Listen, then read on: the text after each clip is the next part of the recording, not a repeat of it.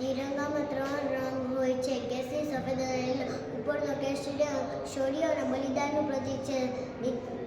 વચ્ચેનો સફેદ રંગ શાંતિ અને સચ્ચાઈનું પ્રતીક છે. નીચેનો લીલો રંગ સમૃદ્ધિનું પ્રતીક છે.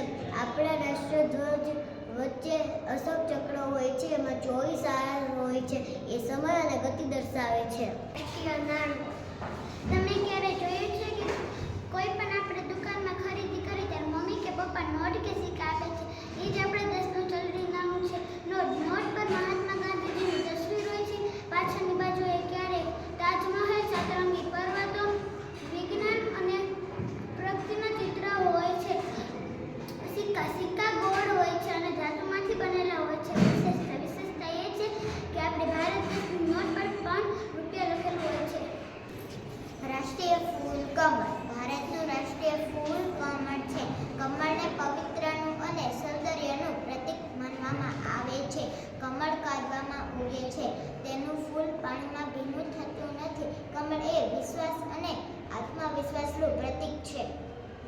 રાષ્ટ્રીય વૃક્ષ વડ. આ ઝાડ ખૂબ મોટું અને વાંકડું હોય છે. તેની શાખાઓ લાંબી હોય છે. તેના લટકડા મૂળને વડવાઈ કહે. તે આયુર્વેદિક દવાઓ માટે પણ ઉપયોગી છે. વડ આપણને શીખવે છે ઘણા લોકોને છાંયો આપવો જોઈએ અને બધા જને મદદ કરવી જોઈએ.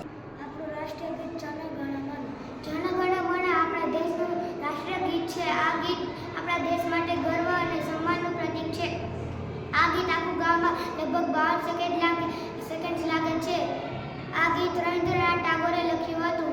જન ગણ મન આપણે શીખવે છે કે આપણે બધા પ્રેમ, એકતા અને ગર્વથી ભારતની સેવા કરવી જોઈએ. રાષ્ટ્રીય પ્રાણી વાઘ. આપણું રાષ્ટ્રીય પ્રાણી વાઘ છે અને તે ખૂબ જ શક્તિશાળી પ્રાણી છે. વાઘના શરીર પર કાળી પટ્ટીઓ હોય છે જે તેને સુંદર દેખાવ આપે છે. આપણે બધાએ વાઘના સંરક્ષણ માટે જાગૃત થવું જોઈએ.